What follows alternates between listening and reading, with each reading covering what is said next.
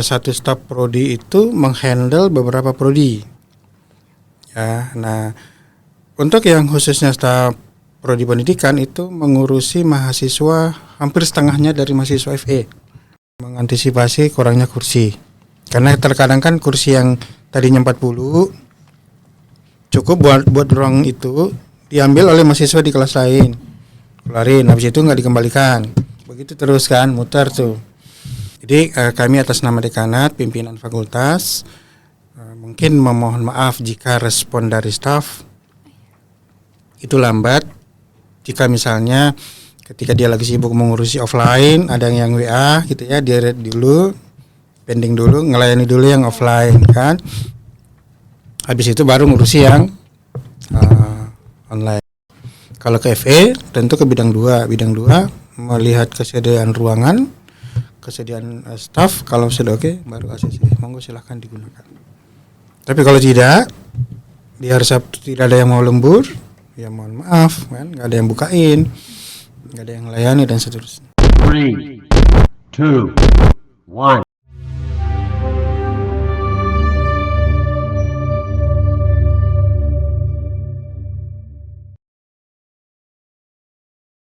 Assalamualaikum warahmatullahi wabarakatuh. Salam Om Swastiastu, Namo Buddhaya, salam kebajikan, selamat pagi dan salam sejahtera untuk kita semua.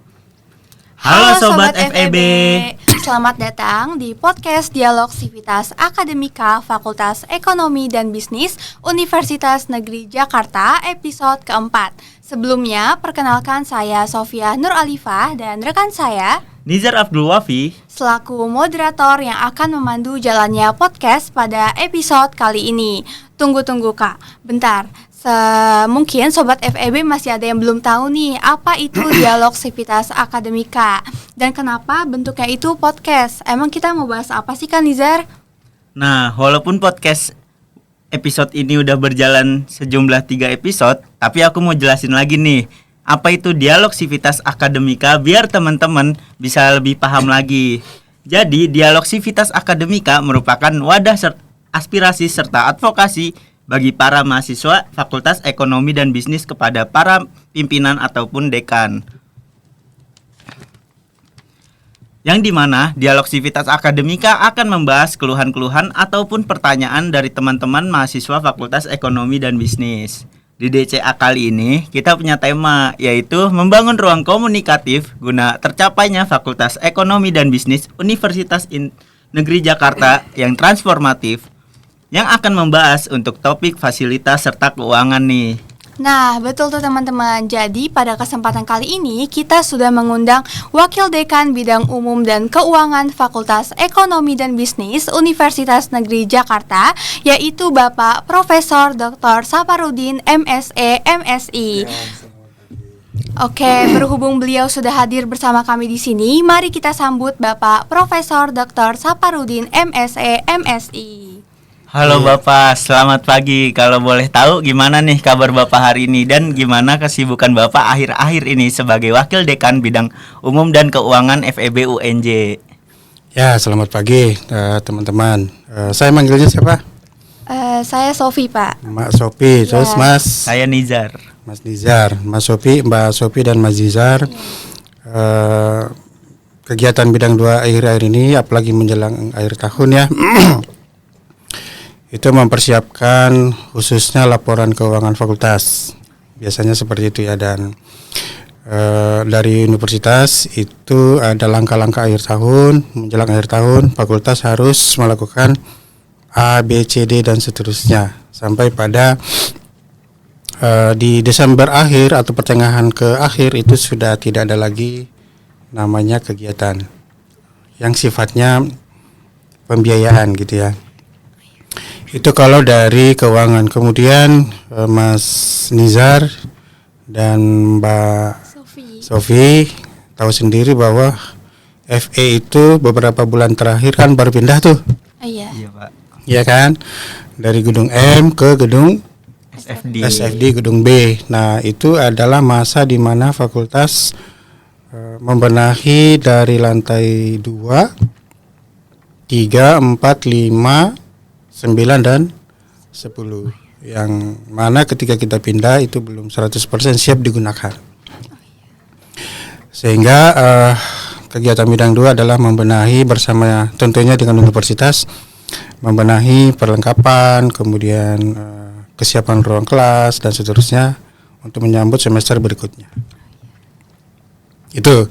Kemudian untuk kepegawaian saat ini bidang 2 sedang bekerja sama dengan kepegawaian UNJ tentunya menyambut calon-calon dosen CPNS, kemudian tendik CPNS, kemudian habis itu dosen PTNBH, tendik PTNBH dan seterusnya. Sehingga bidang 2 sibuknya di situ, di umum, kemudian di kepegawaian dan tentunya di keuangan. Itu menjelang akhir tahun. Oke, Pak.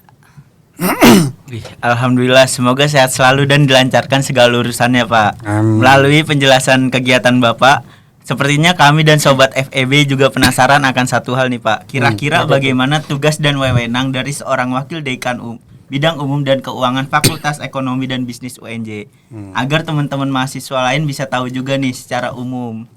Ya, tugasnya tentunya yang pertama adalah membantu dekan di bidang keuangan dan umum. Atau saat ini begitu beralih ke PTNBH namanya bidang umum dan sumber daya manusia, sumber daya non manusia dan seterusnya yang membantu dekan dalam mengurusi kepegawaian, dosen dan tendik, kemudian mengurusi sarana umum dan mengurusi keuangan. 3 hal itu yang paling besar. Dan salah satu yang penting juga buat bidang 2 khususnya yang berkaitan dengan kemahasiswaan adalah tentu ada sekian persentase POK dari fakultas itu untuk kegiatan kemahasiswaan. Nah itu. Nah sekarang pertanyaannya sudah dimanfaatkan belum dengan maksimal? Oke, berarti cukup banyak ya Pak wewenang dari Wakil Dekan Bidang Umum dan Keuangan ini. Oke, karena kita sudah berbincang sedikit, mungkin kami langsung saja masuk ke topik pembahasan pada podcast pada hari ini. Jadi Pak, kita sebelumnya sudah merangkum beberapa saran, pertanyaan, kritik dari mahasiswa Fakultas Ekonomi dan Bisnis UNJ melalui form angket yang sudah kami sebar beberapa waktu lalu. Oke, mungkin kita masuk ke topik yang pertama, yaitu mengenai admin prodi dan fakultas. Jadi untuk pertanyaannya Pak, bagaimana pandangan Bapak mengenai lambatnya proses bahkan terkadang tidak adanya balasan dari admin prodi atau fakultas kepada pertanyaan atau permintaan mahasiswa nih Pak? Permintaan apa nih? Permintaan dokumen kah? Iya. Atau permintaan surat menyurat kah? Dan itu kemana? Ke staf prodi? Atau ke staf fakultas? Atau ke staf bagian mana gitu ya? Nah kalau saya ceritakan dulu ya, Fakultas Ekonomi itu berkali-kali melakukan simulasi. Simulasi pertama adalah tendik itu di bawah prodi ada beberapa. Misalnya prodi pendidikan itu tendiknya ada 2. Kemudian 2 tendik inilah yang mengurusi tentang segala bentuk dokumen terkait dengan kemahasiswaan, mulai dari dia masuk sampai dia menjelang wisuda gitu.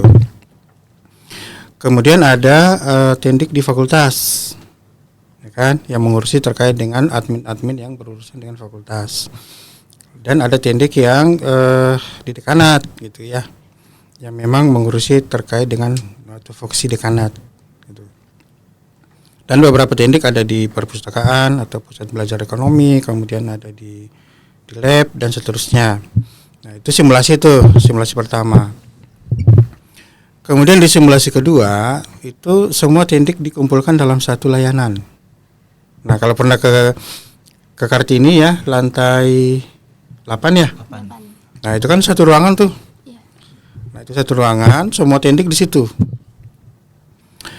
Tugasnya ada 3, dibagi menjadi 3. Ada input, mengurusi tentang sosialisasi, kemudian penerimaan mahasiswa baru sampai pada mahasiswa siap kuliah. Lalu yang kedua adalah di bagian proses. Tendik ini yang mengurusi tentang proses perkuliahan macam-macam dan seterusnya di proses ya. Dan terakhir adalah di output. Tugasnya adalah mengurusi ujian, PKL, sampai ujian skripsi, sampai menjelang wisuda tuh. Itu simulasi kedua. Namun demikian ada lagi masukan tuh. Kalau dengan simulasi kedua ini sirkulasi komunikasinya kurang lancar kan? Dari mahasiswa bingung mau kemana dulu, kalau mengurusi dokumen tentang apa gitu kan. Terus dosen juga bingung harus menemui siapa kalau mengurus tentang dokumen apa gitu. Akhirnya simulasi itu berlangsung kurang lebih setahun 2 tahun. Nah dari masukan itu kita kembalikan simulasi ketiga gitu. Kembali ke awal. Nah ketika dikembalikan ke awal kita pindah gedung tuh. Ya kan? Apa yang terjadi ketika pindah gedung? Staf prodi tetap di prodi. Misalnya si A di prodi pendidikan. Namun demikian simulasi ketiga ini staf tidak berada di ruangan prodi. Kalau ke SFD kan di lantai 2 tuh. Nah, ngumpul di situ tuh semua tuh. Dan mahasiswa harus masuk gitu kan ya, tidak seperti di sebelumnya yang bisa langsung ketemu dengan stafnya. Ini kan harus masuk dulu, lalu ada kadang akses kartna gitu kan kalau mau masuk. Dan satu staf prodi itu menghandle beberapa prodi. Ya, nah untuk yang khususnya staf prodi pendidikan itu mengurusi mahasiswa hampir setengahnya dari mahasiswa FE. Jadi kami atas nama dekanat, pimpinan fakultas mungkin memohon maaf jika respon dari staf itu lambat. Jika misalnya ketika dia lagi sibuk mengurusi offline, ada yang WA gitu ya, dia read dulu, pending dulu, ngelayani dulu yang offline kan. Habis itu baru ngurusi yang online. Kemudian kalau lambat mungkin ini masih proses, karena proses pindah, dokumen-dokumen juga masih belum tertata dengan rapi, sehingga mungkin layanannya agak sedikit tersendat. Gitu ya, itu yang di staf prodi. Kemudian kalau di staf lain kan belum pernah ya berurusan ya, misalnya staf kepegawaian, staf keuangan, mungkin sesekali saja ya yang keuangan ya, mau mencairkan uang dan seterusnya kan itu kan sesekali saja. Yang sering interaksi kan staf di prodi kan. Nah, tapi itu catatan buat kami untuk memberikan perhatian ke staf. Meskipun staf di fakultas itu satu staf sudah memiliki sertifikasi kompetensi lebih dari 5 sertifikasi kompetensi. Jadi kalau masih lambat ya itu catatan kami untuk bisa memperbaiki lagi. Ya. Baik, berarti solusinya ditekankan lagi saja ya Pak, kayak ya. Baik, terima kasih banyak atas jawabannya Pak. Kami izin lanjut ke pertanyaan kedua mengenai transparansi akses gedung. Jadi mengenai peminjaman fasilitas Pak di gedung GRK, M atau SFD yang menurut teman-teman mahasiswa ini masih kurang efektif karena mereka kesulitan dengan minimnya akses untuk mengetahui ketersediaan ruangan, sehingga mengharuskan mahasiswa ini harus datang ke kampus. Dan terkadang pada saat mahasiswa ini sudah datang ke kampus, petugas yang mengurus ruangan tidak ada di tempat pada saat jam operasional. Hal ini membuat mahasiswa merasa sulit dalam peminjaman fasilitas. Kalau dari Bapak sendiri, bagaimana Pak terkait hal ini? Ya, Fakultas Ekonomi dan Bisnis itu kan sekarang punya 3 gedung yang ditempati ya. Gedung L itu untuk kemahasiswaan, Ormawa, kemudian lab-lab kewirausahaan dan seterusnya. Nah kemudian gedung yang berikutnya adalah gedung Kartini. Itu kita punya lantai 4 ya kalau tidak salah ya. 4, 8, 9, 10. Kemudian sekarang ada di gedung SFD gedung B di lantai 2, 3, 4, 5, 6, 9 dan 10. Nah 3 gedung ini manajemennya itu tidak sepenuhnya di bawah penguasaannya FE. Kalau gedung L itu kan bagi 2 sama teknik, setengahnya teknik, setengahnya FE. Ya sepenuhnya yang FE itu di pemeliharaannya ke macam-macam itu fakultas. Kalau di Kartini itu kan yang bisa dipakai mahasiswa kan paling ruang sidang. Kalau mau pinjam ruangan ya, ruang sidang dan seterusnya. Hanya sebatas itu saja ruang sidang tuh. Keluar dari ruang sidang itu manajemennya beda. Contoh misalnya OB, itu bukan fakultas tuh. Itu manajemen dari pihak ketiga yang kontrak sama UIJ untuk menghandle OB, kebersihan dan seterusnya. Ya mungkin jam kerja OB itu dari hari Senin sampai hari Jumat. Staf fakultas mengurusi proses perkuliahan yang satu lantai satu orang tuh, ya kan? Jadi kalau misalnya dia mengurusi kegiatan ormawa juga ngurusin perkuliahan, mungkin staf itu punya keterbatasan. Itu ya. Kemudian di SFD itu kan ada ruang sidang tuh lantai 10 ruang sidang tuh. Nah itu penggunaan ruang itu izinnya bukan ke fakultas tapi ke UNJ. Dalam hal ini SFD. Jadi kalau ada masukan, ada permohonan masuk dari mahasiswa ingin meminjam ruangan lantai 10, maka itu izinnya ke SFD. Jadi kalau misalnya masuk saya ACC misalnya ya, tuh SFD mohon dipertimbangkan di ACC atau tidak kan tergantung dari penggunaan ruang itu. Tapi kalau di lantai 8 Gedung Kartini sepanjang ada petugas yang bisa bertugas di weekend, hari Sabtu itu kita lemburkan, pasti kita lemburkan. Jadi mahasiswa harap diingat bahwa untuk peminjaman ruangan di SFD itu menggunakan peminjaman ruang dengan SFD. Kalau Kartini boleh langsung ke dekanat. Dalam hal ini akan di ACC ke Korla Umum. Terus kalau di gedung-gedung lain, di ruangan-ruangan lain itu kan di bawah pengelolaan bidang umum di UNJ. Gitu kan ya. Bukan di bawah fakultas. Jadi kendali fakultas itu hanya di dalam ruangan Kartini. SFD itu pun manajemen building, gedung L itu pun di ruang lab lantai 2 itu bisa dipakai langsung izin dari fakultas. Selain itu izinnya dari manajemen building. Nah, apakah mahasiswa terkendala, lambat, susah? Biasanya kan selama ini kan mahasiswa langsung ke Korla Umum tuh suratnya ya, terus ke saya sebagai bidang 2 yang memberikan izin atau tidak tergantung dari ketersediaan staf dan ruangan. Nah itu juga masukan buat fakultas. Mungkin ke depannya ruangan yang bisa digunakan mahasiswa itu proses peminjamannya menggunakan aplikasi atau web gitu ya. Mahasiswa mau masuk di hari Senin menggunakan ruangan apa, kosong atau tidak kan ya. Nah itu bisa menjadi pertimbangan karena UNJ sudah menggunakan itu. Dan seharusnya penggunaan ruangan itu tersentralisasi dalam satu websitenya UNJ kan. Nanti ditujukannya ke siapa, kemudian nanti orang yang bersangkutan meng-ACC kemana gitu, mendisposisi kemana. Kalau ke FE tentu ke bidang 2. Bidang 2 melihat kesediaan ruangan, kesediaan staf, kalau sudah oke baru ACC, monggo silahkan digunakan. Tapi kalau tidak, di hari Sabtu tidak ada yang mau lembur, ya mohon maaf kan, nggak ada yang bukain, nggak ada yang layani dan seterusnya.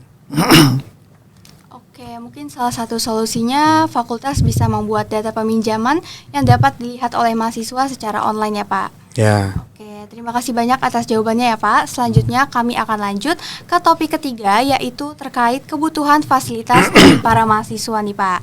Ada beberapa fasilitas yang terdapat di gedung GRK yang kualitasnya itu menurut para mahasiswa menurun atau kurang baik, seperti TV yang mati, AC kurang dingin, atau kursi yang sudah mulai rusak. Terkait permasalahan tersebut, apakah pihak fakultas sudah ada rencana untuk menangani hal tersebut Pak? Ya. Nah kita kembali ke tadi ya. Untuk yang di gedung Kartini itu terkait AC, TV, ya itu semuanya di manajemen building. Jadi kalau AC misalnya tidak dingin, tentu kan ada laporan dari staf ke dekanat. AC tidak dingin, maka dekanat akan menindaklanjuti laporan itu ke manajemen building untuk segera menindaklanjuti perbaikan AC yang tidak dingin. Gitu ya. Nah, kecuali misalnya ada beberapa hal di dalam ruangan itu yang fakultas bisa kendalikan, misalnya kurang kursi. Nah, fakultas bisa tambahkan kursinya. Kalau AC kemudian wifi bisa fakultas menambah router apa penguat sinyal ya. Itu fakultas bisa tuh menambah. Tapi kalau TV rusak kemudian AC itu biasanya manajemen building yang menangani. Namun demikian fakultas tetap berkoordinasi dengan manajemen building. Fasilitas ini rusak, ini perlu perbaikan, ini perlu penanganan dan seterusnya. Itu tetap dilakukan. Itu ya, itu yang fasilitas lain. Kemudian toilet juga sama. Toilet juga manajemen building, bukan fakultas ya. Meskipun fakultas itu ada di kaca itu menyambut sarjana macam-macam alat tulisan kan, itu fakultas tuh. Tapi kalau toiletnya rusak, itu kita akan koordinasi sama manajemen building. Itu yang di Kartini. Kalau di SFD udah ada keluhan belum? Belum, Pak. Belum sih pas jauh ini seharusnya. Nah, kemarin sudah ada keluhan. Memang sama dengan Kartini, itu masih dalam manajemen building yang penggunaan ruangannya seperti ruang kelas itu bersama. Ruang sidang itu bersama, kecuali ruang-ruang fakultas yang sifatnya dekanat, ruang prodi ya, ruang lab. Ruang komunal itu ruang bersama. Fakultas lain boleh masuk di situ diskusi. Kursinya rusak, ya kami berkoordinasi sama manajemen building untuk memperbaiki. Ya. Jadi yang kita rasakan sendiri ya Pak, terlebih di GRK lantai 4 itu banyak sekali bangku yang rusak Pak. Bahkan mejanya tuh nggak ada, jadi cuma bangku aja. Kita kadang kesulitan Pak buat nulisnya. Kan kita satu kelas itu biasanya terdiri dari 40 sampai 45 orang dan bangku yang benar itu bisa nggak nyampe 30 aja nih Pak. Ya, Itu gimana Pak? Oke, di lantai 4 itu yang menggunakan ada beberapa fakultas ya. Ada beberapa fakultas, mungkin dari fakultas lain dan FE. Dan untuk yang Kartini lantai 4 itu harusnya kelas besar. Kelas besar. Dan untuk kursi itu kalau adik-adik ke lantai 9 atau lantai 10 tuh di luar itu di dekat tangga itu kan banyak kursi itu sebenarnya kan.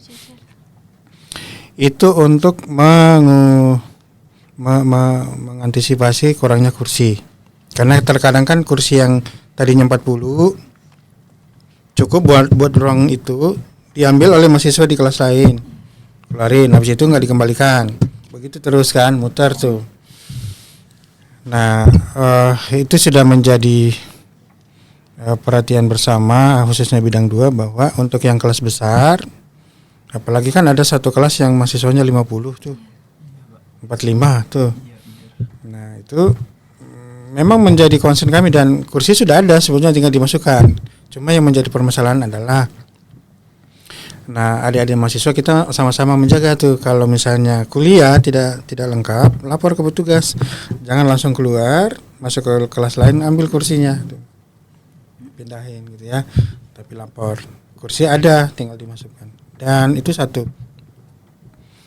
Yang kedua, bidang 2 koordinasi sama WD1 untuk men-setting mata kuliah yang rombongan belajarnya lebih dari 40. Maka harus ditempatkan di kelas yang kursinya sudah memadai. Gitu ya. Terus yang berikutnya lantai 4 itu kan tidak ada meja. Yang ada meja kan lantai 8, 10. Lantai 9, lantai 10. Ya. Nah, konsep awalnya itu adalah yang punya meja adalah untuk yang S2. Ya, yang magister dan nanti kan S3 akan masuk lagi tuh. Jadi tidak semua kelas itu ada mejanya. Karena konsepnya adalah kelas magister dan S2 yang rombelnya kecil. Cuma 20, cuma 15, cuma maksimum 25 lah. yang ada mejanya ya. Nah, dengan meja itu kan mengurangi kapasitas, benar ya. Jadi kalau meja seperti ini kan harusnya 3 kursi, ini cuma 2 kursi. Terus space-nya ke depan kan harusnya menambah lagi 1 row. Itu tidak bisa lagi karena meja dan kursi gitu. Sehingga tidak semua meja dikasih. Nah, kalau mau merasakan ada mejanya yang rombolnya kecil, biasanya sih WD1 men-setting perkuliahan di yang ada mejanya yang memenuhi jumlah rombel atau rombongan belajar. Nah, itu juga concern kami ya. Bahwa yang rombolnya kecil, ruangan kecil. Rombel besar nggak mungkin di SFD. Karena itu kan ruangannya kecil, nggak bisa 50 orang. Yang besar di Kartini. Di Kartini itu pun bukan yang meja, yang kursi. Iya, Pak. Lantai 10 atau lantai 4. Nah, itu bangku yang ininya sering nggak ada, Pak, di lantai 4. Nah, ya di kursi itu kan ada lipat ya. Iya, meja lipat itu kecil. Ya, itu akan kami lihat kembali apakah itu kita ganti, kita reparasi atau kita antisipasi lah untuk kursi-kursinya. Itu ya. Ya, baik, terima kasih banyak atas jawabannya ya Pak. Selanjutnya kami akan lanjut ke topik yang keempat, yaitu mengenai perkuliahan nih Pak. Menurut teman-teman mahasiswa, seringkali dosen di FEB meminta untuk melakukan kelas secara online. Namun mahasiswa diminta untuk membuat room Zoom yang dimana Zoom tersebut harus premium jika ingin sesuai dengan jadwal yang sudah tertera di SKS. Nah, penggunaan Zoom tersebut kan berbayar ya Pak, sehingga mahasiswa harus menggunakan dana pribadi atau uang kelas mereka. Nah, kira-kira dari pihak fakultas bisa atau sebenarnya menyediakan akun Zoom premium gratis yang bisa digunakan oleh para mahasiswa Pak. Menurut pandangan Bapak, bagaimana solusi untuk permasalahan tersebut? Ya, saat ini kan meskipun blended learning ya, ada yang luring, ada yang daring. Bahkan yang sudah di setting luring pun masih ada yang ganti ke daring. Nah, sekarang permasalahannya adalah ketika daring, siapa yang menyiapkan link Zoom-nya? Untuk yang pilihan pembelajaran daring kan banyak selain Zoom. Ya mungkin gratis ya. Apakah itu Google Meet? Ya, terus LMS yang lain. Terus apa lagi selain Zoom? Ya. Nah, pada saat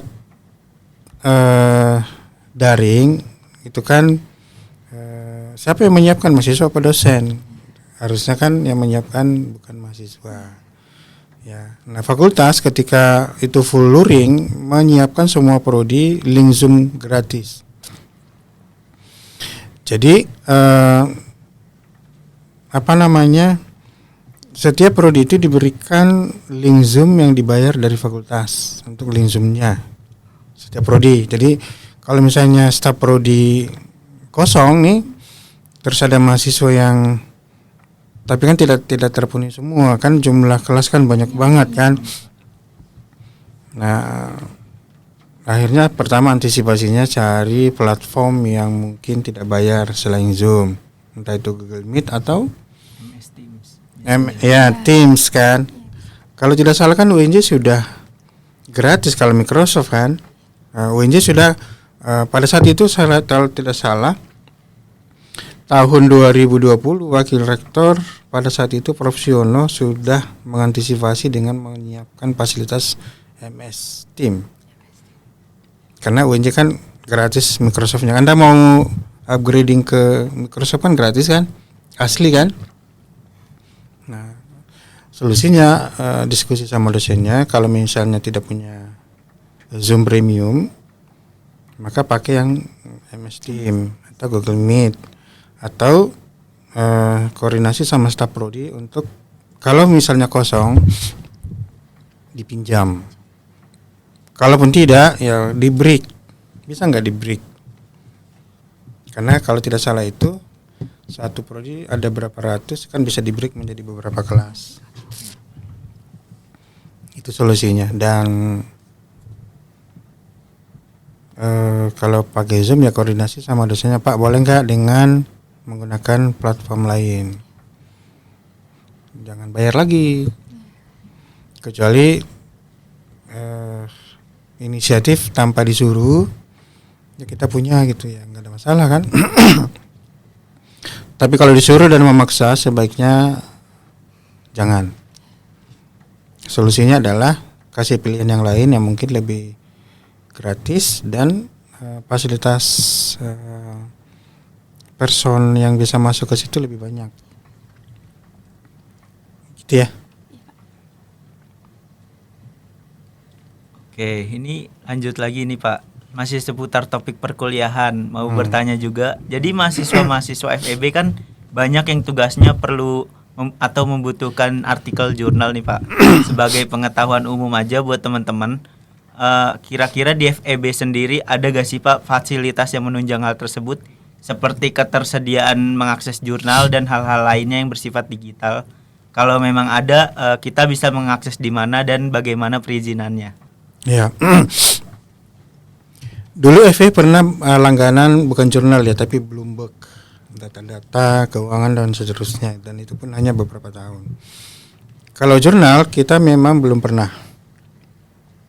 Terus terang belum pernah karena asumsinya universitas sudah langganan beberapa jurnal dan bisa diakses di perpustakaan UNJ.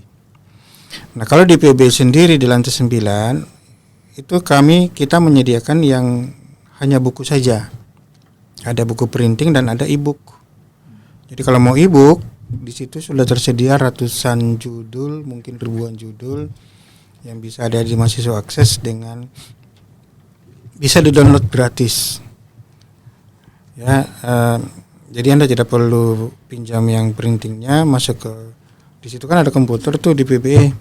Minta tolong petugasnya, tolong saya dicarikan atau Anda cari sendiri buku dengan judul apa, masuk, kalau ada bisa di-download, kalau tidak ada mungkin tahun-tahun berikutnya fakultas akan menambah jumlah judul buku dengan elektronik. Kalau jurnal kami tidak menyediakan dengan asumsi bahwa terjadi namanya pemborosan. Fakultas langganan, UNJ langganan, ya kan? Yang itu sumbernya dari UKT mahasiswa kan sayang tuh pemborosan. Mending manfaatkan jurnal yang ada di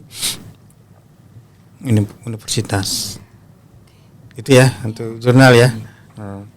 Baik, berarti untuk teman-teman mahasiswa bisa nih ya Pak manfaatin jurnal yang ada di universitas.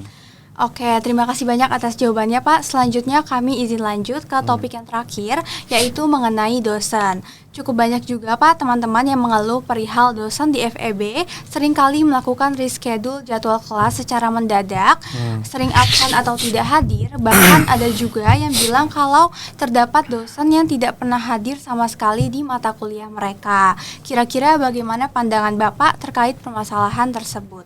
Nah, ada dosen tidak masuk, ada dosen dari reschedule, ada dosen tidak masuk. Mungkin yang lebih tepat menjawab itu wakil dekan akademik ya. Oh, iya. Ya. Namun demikian, untuk yang menjadi perhatian di bidang 2 adalah jika misalnya memang terbukti ada dosen yang sering gonta-ganti jadwal, kemudian tidak masuk, kemudian apalagi masuk telat, keluarnya lebih cepat gitu kan. Nah, bidang 2 paling memperhatikan di aspek SKP-nya, sasaran kinerja dosen. Jadi bidang 2 memperhatikan itu bahwa dosen si A berdasarkan pengamatan, investigasi, jarang masuk, reschedule, maka itu berpengaruh pada penilaian kinerja pegawainya. Jadi dia akan diberikan status baik, sangat baik atau cukup. Apa dampaknya? Jika ada dosen yang penilaiannya cukup, maka itu akan tertunda kenaikan pangkatnya. Gitu ya. Itu kalau bidang 2. Kalau bidang 1 mungkin punishment-nya adalah dosen tersebut semester berikutnya tidak ngajar lagi mata kuliah itu. Kemudian diberikan surat peringatan. Dan WD1 dan WD2 sering menandatangani surat peringatan kepada dosen yang kinerjanya di bawah rata-rata. Ya. Jadi isinya mohon dosen yang bersangkutan meningkatkan kinerjanya. Kalau masih terus berlanjut maka berpengaruh pada SKP-nya, sasaran kinerja pegawainya, dan itu berdampak pada hukuman ringan, entah itu kenaikan gajinya ditunda, entah itu kenaikan pangkatnya ditunda, gitu kan, dan seterusnya. Itu punishment dari kami di bidang 2. Jadi mahasiswa yang ngeluh di dekanat pun memperhatikan dosen yang jarang masuk ataupun reschedule. Nah, mudah-mudahan hari ini kita beberapa kali reschedule bukan prestasi ya. Bukan memprestasi karena mungkin saya bilang itu di luar kendali kita ya. Oke, dari yang Bapak bilang tadi, kira-kira kita sebagai mahasiswa kalau misalkan mendapatkan dosen yang seperti itu, kita bisa lapor kemana nih Pak? Tentunya ke prodi, Bapak. Mata kuliah A itu sering gonta-ganti jadwal.